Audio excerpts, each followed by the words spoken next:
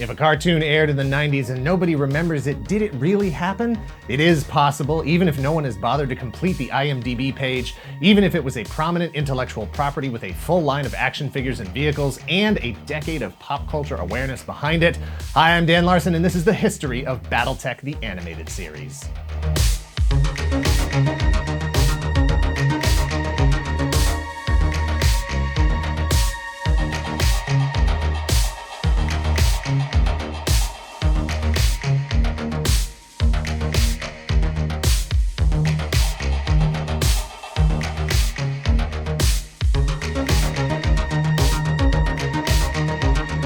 Battletech was a 13-episode animated series produced by Saban Entertainment that aired in 1994. It was based on the Battletech science fiction military tactical board game released 10 years earlier in 1984. The game had a thoroughly developed mythology centered around the generations of war that take place in Earth's future, combat conducted primarily with giant mechanized war machines called battlemechs. Towering, mostly bipedal, heavily armored tank-like piloted suits. If you know what a Jaeger is, if you know what an E-frame is, if you know what an armored core is, you know what a battlemech is. Non-transformable, missile-launching, gun-firing, walking weapons of destruction. Battletech is a game, a mythology, a show that takes the idea of giant robots fighting each other, a predominantly Eastern storytelling genre, and puts a Western spin on it. If you know what a Zord is, if you know what a Transformer is, you know what a battlemech is not. Less Gundam, more robot jocks. 1,000 years in the future, humankind has moved beyond Earth. Planets are colonized throughout the universe. There is a period of relative peace under the ruling body called Star League. It unites the region of the galaxy known as the Inner Sphere. But humans end up doing as humans do, and they go to war against each other in their battlemechs for the next 300 years. Then one day there's an attack from outside the Inner Sphere, from the periphery, beings that appear to be human piloting more advanced battlemechs invading the Inner Sphere. A sneak attack during our wars? Well, that's bad form, and I hope you know. This means war. It was us against us. Now it's us against you. And so the planets of the Inner Sphere are once again united, this time against their common enemy, the clans. Our hero is Adam Steiner, whose home planet was the first to fall to the clans. It's his job to put together a ragtag crew from factions that had previously been at war with each other to fight back. And this is where Battletech the animated series begins. Battletech the animated series was produced by Saban Entertainment and aired on Fox. That's the same Saban and Fox that delivered the Mighty Morphin Power Rangers 1 year earlier in 1993, the same Saban that helped bring almost all of your favorites to life. Kid Video, Laser Tag Academy, Alf the Animated Series, Kissy Fur, Camp Candy, Kid and Play, and X-Men. Battletech the animated series is notable for two things. One, its obsession with proper military titling of all characters and the slavish devotion to chain of command that comes with it. And two, a unique mix of traditional hand-drawn two-dimensional animation and, at the time, cutting-edge 3D computer-generated imagery. Episodes switch between animation styles. Character interactions and general storytelling are typically depicted in the hand-drawn cell animation. But when the action ramps up, when battlemechs get to fighting, the show switches over to enhanced mode and the CG animation takes over. Even though Captain Power featured computer-generated characters back in 1987, it was expensive. By 1994, CG animation reached a point where entire stories could be told in a financially profitable way. Reboot, the world's first completely computer-generated animated series, was airing on ABC at the same time as Battletech. Toy Story arrived in theaters in 1995. Transformers Beast Wars hit just 2 years later in 1996.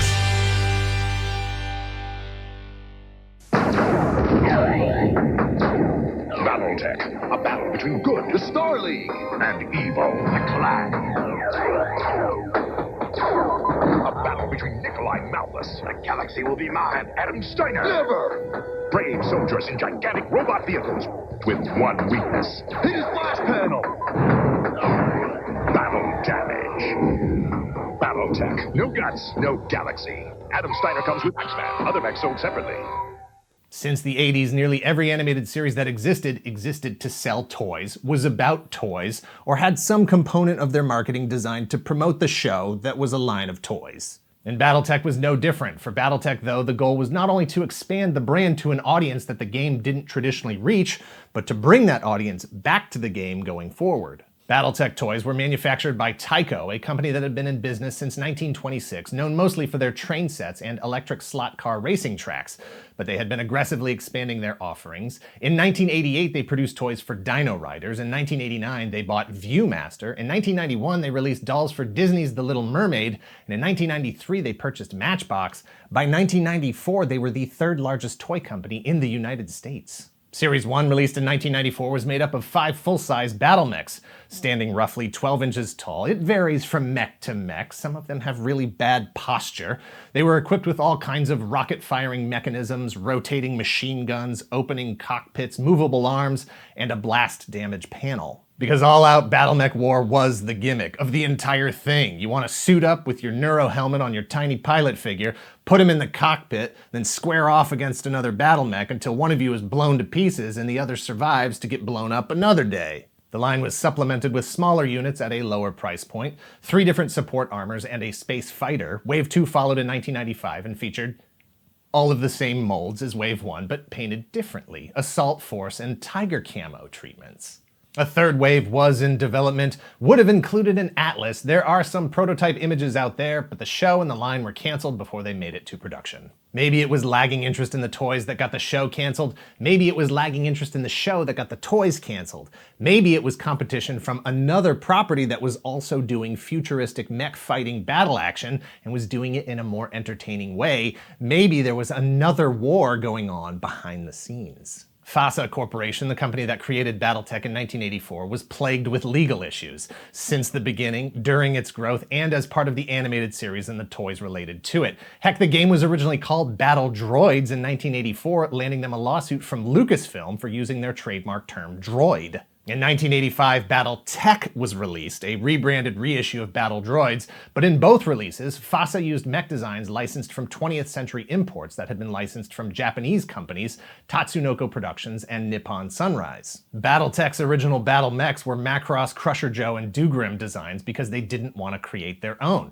They thought it would be easier and more economical to use existing designs, and if it weren't for the release of Robotech, also in 1985, it might have been a different world. Instead, in 1985, Harmony Gold, who had licensed some of the same Macross designs directly from Tatsunoko, exercised a claim against FASA's battle mechs, but neither would or necessarily could go as far as to say they had exclusive rights to the designs. 10 years of legally resenting each other later, Playmates Toys released a line of mech toys and action figure pilots for a show called Exo Squad, which told the story of the expansion of Earthlings out into space, colonizing the galaxy in the distant future, and their eventual fight against pirate clans from the outer planets. As if the surface narrative similarities weren't enough, as if even having a line of piloted mech suits wasn't enough, the Exo Squad Heavy Attack E-Frame was not coincidentally a copy of a Battletech Mad Cat.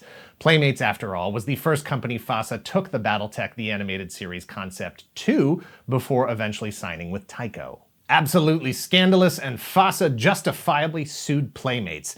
But the judge either didn't see it the same way or just couldn't see, and the case was dismissed. The following year, Playmates introduced a new line of Robotech vehicles as part of the Exo Squad line, which allowed Robotech creator Harmony Gold to take FASA to court for continuing to use the Macross designs that they still claimed rightfully licensed ownership of. Battletech the Animated Series, the toy line, it was all canceled. FASA wanted more people to know about the world of Battletech to play the game. In 1995, before everything was canceled, they published a sourcebook called First Somerset Strikers, named after the team that set out to fight back against the invading clans in the animated series. It was a companion module or rulebook that took the characters, battle mechs, and concepts that people might have been familiar with from the show and attempted to integrate them with the existing gameplay. It was meant to be a bridge to the regular game, but is it canon? No, the events of the animated series are not considered canon, as there are too many things that contradict previously established elements of the world from the game. But hold on! While the events that take place in the animated series are not canon, the show itself is canon as it exists in-world as a holovid series, retconning for the win. In 1995, Malibu Comics published a 5-issue series called Battletech Fallout, based on the hit animated series. 5 issues that ran issue 0 through issue 4, based on the hit animated series, because I think they just made that up. Like, what does the word hit mean? Who knows, right? Battletech as a brand survived cancellation of the animated series and toy line. The game and the world have been accessible through multiple formats since then. The tabletop game as originally conceived, video games, novels, a ton of source books, rule books, miniatures, and other supporting media. Most of the episodes are available here on YouTube or your nearest holovid projection device. Battletech the animated series set out to sell some toys, set a new standard for the way a cartoon can look, and raise the awareness of a game that was celebrating its 10-year anniversary. Despite all of the legal issues the game, the company, and the toys faced, Battletech has survived and is still one of the most popular tabletop gaming tactical combat game systems that has ever existed. Thanks for watching. Please hit like, hit subscribe if you're not already a subscriber. Thank you very much to those of you who already are. If you're in the position to help the channel grow, please visit our Patreon at patreon.com/toygalaxy or become a channel member here at YouTube, youtube.com/toygalaxytv/join. Both Patreon and YouTube channel membership have the same exclusive content. Please share this video and let us know in the comments down below if you're Team Battletech or Team Robotech or Team Exo Squad or Team Macross and Dougram. You ever build a cardboard box robot suit and run around the house shooting rubber bands at your cats? What's that called? Because that's what I do. That's my team.